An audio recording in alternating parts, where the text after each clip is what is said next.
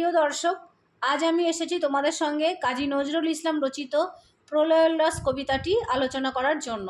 এর আগের ভিডিওতে আমি প্রলয়োল্লাস কবিতাটি একটা পর্ব আলোচনা করে দিয়েছি। আমি বলেইছিলাম যে এই কবিতাটি আমি 3টি পর্বে আলোচনা করব, কারণ কবিতাটি অনেক বড় এবং সম্পূর্ণটা যদি একটা ভিডিও করা হয় তোমাদের বুঝতে যথেষ্ট অসুবিধা হবে।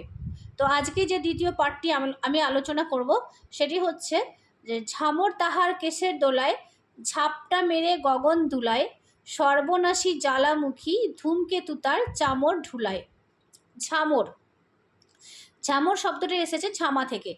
ইট পোড়ায় যখন, তখন দেখবে ইটের কিছুটা অংশ মানে কিছু কিছু ক্ষেত্রে দেখা যায় যে পুরো ঝামা মতো হয়ে যায়, এটা বিবর্ণ রং ধারণ করে। এই হচ্ছে ঝামর। ঝামর তাহার কেশের দোলায়, ঝাপটা মেরে গগন দুলায়। রুদ্র বা দেবাদিদেব মহাদেব তিনি কি করছেন, তিনি যখন প্রলয় নেশায় নৃত্য পাগল, সেই সময় তিনি যখন তাণ্ডব নৃত্য করছেন তখন তিনি চণ্ডরূপ ধারণ করেছেন। আর তার বিবর্ণ চুলের ঝাপটায় আকাশ বাতাস দুলে উঠছে।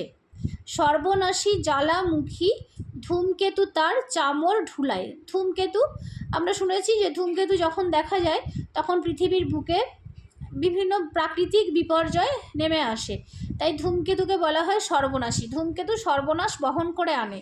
এবং অগ্নিস্রাবী, তার হচ্ছে গিয়ে পুচ্ছ বা ল্যাজ দিয়ে আগুন নির্গত হয়। তা এই ধূমকেতু যেমন পৃথিবীতে যখন আসে তখন পৃথিবীতে কোনো না কোনো প্রাকৃতিক বিপর্যয় বা পৃথিবীর কোনো না কোনো যেমন ক্ষতি হয়, তেমনিভাবে এই ধূমকেতুর সঙ্গে তুলনা করা হয়েছে তরুণ বিপ্লবীকে। তার চেহারা ধূমকেতুর মতো, তার আবির্ভাবকে ধূমকেতুর সঙ্গে তুলনা করা হয়েছে। আকাশে ধূমকেতুর যখন আবির্ভাব ঘটে তখন পৃথিবীতে কোনো বিপর্যয় নেমে আসে। তরুণ বিপ্লবীদের আবির্ভাবও তাই ইংরেজ সাম্রাজ্যের কাছে ধূমকেতুর মতো অমঙ্গলজনক। ধূমকেতু যেন তার ঝাঁটার মতো ল্যাজ দিয়ে চামর দুলাচ্ছে, অর্থাৎ তরুণ বিপ্লবীদের যে ভয়ঙ্কর কর্মকাণ্ড, সেই কর্মকাণ্ডকে কবি তুলে ধরেছেন। বিশ্বপাতার বক্ষ কোলে, রক্ত তাহার কৃপাঞ্ঝলে দোদুল দোলে। বিশ্বপাতা অর্থাৎ বিশ্বপিতা বা হচ্ছে গিয়ে বিশ্বের যিনি রক্ষাকর্তা, তার বুকে কি হয়, তার বুকে বলছে যে রক্ত তাহার কৃপাঞ্ঝলে, কৃপান অর্থাৎ তরবারি, আর দোদুল দোলে। ধ্বংসের দেবতা শিব, উন্মুক্ত তরবারির মতো দুলে ওঠা তার রক্ত বিশ্বপাতা অর্থাৎ বিশ্বের যিনি রক্ষাকর্তা তার বুককেও আন্দোলিত করে। অট্টরোলের হট্টগোলে স্তব্ধ চরাচর, ওরে ওই স্তব্ধ চরাচর, তোরা সব জয়ধ্বনি কর, তোরা সব জয়ধ্বনি কর। তোরা সব জয়ধ্বনি কর, এই বাক্যটি মোট 19 বার এই কবিতায় ব্যবহৃত হয়েছে। অট্টরোলের হট্টগোলে স্তব্ধ চরাচর। অট্টরোল, অট্টহাসি, ভয়ঙ্কর সেই হাসি। আর হট্টগোল, হাটের মতো গোলমাল, অর্থাৎ খুব হইচই চিৎকার চেঁচামেচি হলে বলে না যে বাড়িতে বাজার বসিয়েছিস তোরা বা হাট বসিয়েছিস, সেটাই বোঝাতে চাইছে যে হট্টগোল মানে প্রচণ্ড চিৎকার চেঁচামেচি, প্রচণ্ড আওয়াজ, প্রচণ্ড শব্দ। এই যে তরুণ বিপ্লবী বা দেবাদিদেব মহাদেব বা রুদ্রদেব, যাকেই ভাবি না কেন, আমি বলেছি এর আগেই যে বিপ্লবীকে বা তরুণ বিপ্লবীদের দেবাদিদেব মহাদেবের সঙ্গে, মহাকালের সঙ্গে তুলনা করা হয়েছে। তা তরুণ বিপ্লবী বা দেবাদিদেব মহাদেব, তার হাসি অট্টহাসি, ভয়ঙ্কর অট্টহাসি। ধ্বংসের দেবতা তিনি। তরুণ বিপ্লবীদের যে অট্টহাসি, তার প্রচণ্ড শব্দে চরাচর একদম স্তব্ধ হয়ে পড়েছে, কোথাও কোনো প্রাণ সঞ্চারের অস্তিত্ব নেই। এই যে অনাগত শক্তি, সে তার বীভৎস রূপ ধারণ করেছে এবং তার বীভৎস রূপ দেখে তার অট্টহাসির শব্দে চরাচর স্তব্ধ হয়ে পড়েছে। বিপ্লবীদের যে বিপ্লবাত্মক কর্মকাণ্ড, তাই দেখে সাধারণ দেশবাসী অনেকেই আতঙ্কগ্রস্ত হয়েছে, অনেকেই ভয় পেয়েছে এবং সেই ভয়ে তারা বাকরোধ হয়ে গেছে, তারা নিশ্চুপ হয়ে আছে, তারা আতঙ্কিত হয়ে পড়েছে। তারা প্রথমে বুঝতে পারেনি যে বিপ্লবীদের যে এই আন্দোলন, সেটা তাদের পক্ষে কতটা সুখকর, তাদের যে স্বাধীনতা এনে দেবে সেটা উপলব্ধি করার ক্ষমতা তাদের ছিল না। তাই বিপ্লবীদের এই ভয়ঙ্কর কর্মকাণ্ড দেখে তারা ভীত হয়েছে, তারা স্তব্ধ হয়ে পড়েছে। তোরা সব জয়ধ্বনি কর, তোরা সব জয়ধ্বনি কর। এই যে স্বাধীনতাকামী মানুষদের কাছে কবি আহ্বান করছেন যে তারা যেন বিপ্লবীদের জয়ধ্বনি করে। বিপ্লবীরা তাদের সকল শক্তির দ্বারা অশুভ শক্তির নাশ করবে, ব্রিটিশদের হাত থেকে দেশবাসীকে মুক্ত করবে, তাই কবি দেশবাসীকে বারবার বলছেন যে তারা যেন জয়ধ্বনি করেন। মোট 19 বার এটা ব্যবহৃত হয়েছে, আগেই বলেছি। দ্বাদশ রবির বহ্নি জ্বালা, ভয়াল তাহার নয়ন কটায়, দিগন্তরের কাঁদন লুটায়, পিঙ্গল তার ত্রস্ত জটায়, বিন্দু তাহার নয়ন জলে, সপ্তমহা সিন্ধু দোলে, কপল তোলে। দ্বাদশ রবির বহ্নি জ্বালা, ভয়াল তাহার নয়ন কটায়। দ্বাদশ রবি, পৌরাণিক মতে সূর্য 12 মাসে 12টি রূপ ধারণ করে। 12 মাসে 12টি রূপের কথা জানা যায়। এই দ্বাদশ রবি যদি একত্রিত হয় তাহলে কি ভয়ঙ্কর তার বহ্নি জ্বালা হয়, সেটা আমরা বুঝতেই পারছি। তো এই দ্বাদশ রবির একত্রিত হওয়ার পর যে ভয়াল বা ভয়ঙ্কর বহ্নি জ্বালা বা আগুনের তেজ তৈরি হয়, সেই তেজ নির্গত হচ্ছে রুদ্রদেবের নয়ন কটা থেকে। রুদ্রদেবের রুক্ষ নয়ন, নয়ন কটা অর্থাৎ রুক্ষ নয়ন, তার রুক্ষ নয়ন থেকে 12টি রবির বহ্নি জ্বালা বা অগ্নির তেজ নির্গত হচ্ছে। অর্থাৎ তরুণ বিপ্লবী তাদের চোখে বা তাদের অন্তরে যে দেশপ্রেমের আগুন জ্বলছে, সেই আগুন দ্বাদশ রবির বহ্নি জ্বালার মতোই ভয়ঙ্কর। দিগন্তরের কাঁদন লুটায়, পিঙ্গল তার ত্রস্ত জটায়।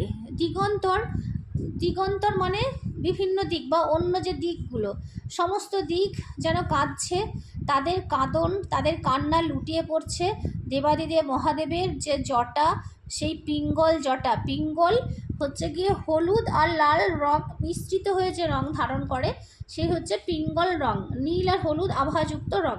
তো সেই যে রুদ্রদেব, তার পিঙ্গল জটা, নীল হলুদ আভাযুক্ত জটা, সেই জটায় দিগন্তরের কান্না লুটিয়ে পড়ছে।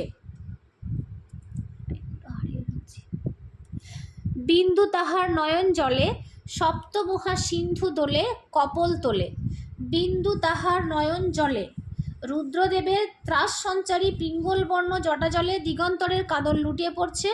আর কি হচ্ছে না, রুদ্রদেবের এক ফোঁটা চোখের জল, বিন্দু জল মানে এক ফোঁটা চোখের জল, তার এক ফোঁটা চোখের জল তার যখন পড়ছে, সেই জল তার গাল দিয়ে যখন নামছে, যেন মনে হচ্ছে যে 7 সমুদ্র তার চোখের জলে দুলে উঠছে। অর্থাৎ বিপ্লবীদের যে এই আত্মত্যাগ, এই আত্মত্যাগ যারা উপলব্ধি করতে পারছে, তাদের অন্তর কাঁদছে, তাদের সেই কান্না, এই বিপ্লবীদের জন্য দেশবাসীর যে কষ্ট, যে যন্ত্রণা, সেটাকে এখানে তুলনা করা হয়েছে। বিশ্ব মায়ের আসন তারি বিপুল বাহুর পর। বিশ্ব মায়ের আসন তারি বিপুল বাহুর পর। বিশ্ব মা মানে আমাদের দেশমাতা। বিশ্ব মায়ের যে অস্তিত্ব, দেশমাতার যে অস্তিত্ব, সেই অস্তিত্ব রক্ষা করার দায়িত্ব কাদের? তরুণ বিপ্লবীদের। তরুণ শক্তি, আমাদের যে দেশমাতা ব্রিটিশ রাজশক্তির কাছে অত্যাচারিত হচ্ছে, লাঞ্ছিত হচ্ছে, সেই অপমান আর অত্যাচার থেকে দেশমাতাকে রক্ষা করবে তরুণ শক্তি। বিশ্বমায়ের অস্তিত্বকে তরুণ শক্তি রক্ষা করার জন্য তারা তাদের প্রাণ বিসর্জন দিতেও প্রস্তুত। বা বলা যেতে পারে যে বিশ্বমায়ের অস্তিত্বকে দেবাদিদেব মহাদেব বা রুদ্রদেব তিনি তার বিপুল বাহুর সাহায্যে রক্ষা ও পালন করছেন। এখানে একটা কথা মনে রাখতে হবে যে মহাদেব বা মহাকাল যার কথাই আমরা বলি না কেন, সেই মহাদেব বা মহাকাল হচ্ছে আসলে আমাদের ভারতবর্ষের তরুণ বিপ্লবী। হাকে ওই জয় প্রলয়ঙ্কর, তোরা সব জয়ধ্বনি কর, তোরা সব জয়ধ্বনি কর। প্রলয়ঙ্কর, প্রলয় বয়ে আনে যে, প্রলয় করে যে, ধ্বংস করে যে দেবাদিদেব মহাদেব বা রুদ্রদেব। প্রলয়ঙ্কর শিব, তিনি সৃষ্টি ও ধ্বংসের দেবতা। তার হাঁক শোনা যাওয়ার কথা এখানে বলা হয়েছে, যে প্রলয়ঙ্কর বা শিব হাঁকছেন, আহ্বান করছেন, ডাকছেন। অর্থাৎ বিপ্লবীরা দেশবাসীকে আহ্বান করছে যে তারা যেন ঘর থেকে বেরিয়ে আসে, তারা যেন দেশমাকে স্বাধীন করার জন্য এই সংগ্রামে যোগ দেয়। তোরা সব জয়ধ্বনি কর, তোরা সব জয়ধ্বনি কর। মাভৈ মাভৈ জগৎ জুড়ে প্রলয় এবার ঘনিয়ে আসে, জড়ায় মরা মুমূর্ষুদের প্রাণ লুকানো ওই বিনাশে। মাভৈ মাভৈ, এটা সংস্কৃত শব্দ। মা শব্দের অর্থ না, আর ভৈ হচ্ছে ভয় করো না বা ভয় পেও না। তরুণ বিপ্লবীদের ভয়ঙ্কর রূপ দেখে দেশবাসী ভীত, সন্ত্রস্ত। তাদের যে বিধ্বংসী আচরণ ভয়ের পরিবেশ তৈরি করেছে, তাতে সকল জগৎ ত্রস্ত হয়ে পড়েছে। তাই কবি বলছেন যে বিপ্লবীদের এই রূপ দেখে যেন কেউ ভয় পায় না, কেউ যেন ভয় পেয়ে পিছিয়ে যায় না। জগৎ জুড়ে প্রলয় এবার ঘনিয়ে আসে। এই কবিতাটি ভারতের স্বাধীনতা সংগ্রামের পটভূমিকায় রচিত হলেও পৃথিবী জুড়ে তখন কিন্তু গণমুক্তির সংগ্রাম নানানভাবে সংঘটিত হচ্ছিল।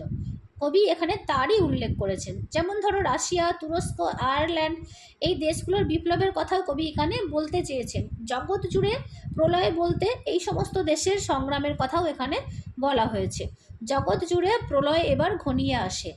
জড়ায় মরা মুমূর্ষদের প্রাণ লুকানো ওই বিনাশে। জড়া অর্থাৎ বার্ধক্য, মরা অর্থাৎ মৃত, মুমূর্ষ মানে মৃত প্রায়, যে মানুষগুলো প্রায় মৃত, অর্ধমৃত বলবো না, মৃত প্রায় মানে প্রায় মারা যাচ্ছে, তাদের প্রাণ লুকানো আছে ওই বিনাশে। এই যে প্রলয় ঘনিয়ে আসছে, এই প্রলয়ে তাদের প্রাণ ধ্বংস হবে, তাদের বিনাশ হবে।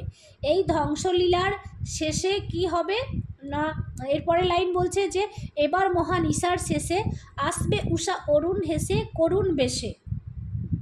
তাহলে আমি কি বললাম যে বিভিন্ন দেশে যে সেই সময় একই সময়ে যে গণ আন্দোলন, যে স্বাধীনতার আন্দোলন চলছিল, সেই আন্দোলনটা কি বলা হচ্ছে যে জগৎ জুড়ে প্রলয় ঘনিয়ে আসছে। আর এই ধ্বংসলীলার শেষে কি হবে, যে যা কিছু জড়া জীর্ণ তার অবসান ঘটে নতুন প্রাণ জেগে উঠবে। জড়ার বন্ধন ছিন্ন করে মানুষ আবার উন্নতশীল হবে। এবার মহানিশার শেষে, মহানিশা মহারাত্রি মহা অন্ধকার, সেই মহানিশার শেষে আসবে উষা অরুণ হেসে। অর্থাৎ এই যে এতদিন ধরে যে সামাজিক শোষণ, বঞ্চনা, পরাধীনতা মানুষের জীবনে ছিল, এগুলো হচ্ছে মহা অন্ধকারের সঙ্গে তুলনা করা হয়েছে, গভীর অন্ধকারের সঙ্গে তুলনা করা হয়েছে। যে গভীর অন্ধকার মানুষের জীবনে নেমে এসেছিল, সেই গভীর অন্ধকারের অবসান হবে। অর্থাৎ সামাজিক শোষণ বঞ্চনার হাত থেকে মানুষ মুক্তি পাবে, পরাধীনতার হাত থেকে মানুষ মুক্তি পাবে। নতুন ভোরের সূর্য উঠবে নতুন প্রাণের আশা জাগিয়ে। উষা ভোরবেলা সূর্য ওঠার আগে, আর অরুণ হচ্ছে সূর্য, সেই ভোরের সূর্য সে যখন ওঠে তখন সারা পৃথিবীতে প্রকৃতিতে নতুন করে প্রাণের সঞ্চার হয়। ঠিক তেমনিভাবেই স্বাধীনতার যে নতুন সূর্য উঠবে, সেই সূর্য ওঠার পরে মানুষের প্রাণে আবার আশা জাগবে, মানুষ আবার নতুন করে স্বাধীনভাবে বাঁচার স্বপ্ন দেখবে। দিগম্বরের জটায় হাসে শিশু চাঁদের কর, আলোতার ভরবে এবার ঘর, তোরা সব জয়ধ্বনি কর, তোরা সব জয়ধ্বনি কর। দিগম্বর, এই দিগম্বর হচ্ছে মহাদেব। মহাদেবের জটায় আমরা দেখেছি চাঁদ, চাঁদ মহাদেবের জটায় অবস্থান করে। তো মহাদেবের জটায় ধৃত যে শিশু চাঁদ, সেই চাঁদের নরম স্নিগ্ধ আলোয় সকলের ঘর ভরে উঠবে বলে কবি আশা করেছেন। অর্থাৎ স্বাধীনতা মানুষের জীবনে আসবে, পরাধীনতার শৃঙ্খল থেকে দেশ স্বাধীন হবে। এই যে ভারতবাসী দীর্ঘদিন ধরে অত্যাচার, শোষণ, বঞ্চনা সহ্য করেছে, তার অবসান হবে। তাদের জীবনে চাঁদের আলোর মতো স্নিগ্ধ ভালোবাসা, কোমলতা, সুখ, শান্তি নেমে আসবে। তাদের ঘর আলোয় ভরে উঠবে, তাদের জীবন থেকে পরাধীনতার অন্ধকার, দুঃখের দিন, কষ্টের দিন সব দূর হবে। তাই কবি বলেছেন তোরা সব জয়ধ্বনি কর, তোরা সব জয়ধ্বনি কর। তরুণ বিপ্লবীদের জয়ধ্বনি করার জন্য কবি সবাইকে আহ্বান জানিয়েছেন। এই ছিল আমার কবিতার দ্বিতীয় পর্ব। পরের পর্বটা আমি তৃতীয় পর্ব হিসাবে পরেরটুকু আলোচনা করে দেব। আর আমার এই ভিডিও যদি তোমাদের ভালো লাগে তাহলে ভিডিওটা অবশ্যই লাইক করবে, শেয়ার করবে আর সাবস্ক্রাইব করবে।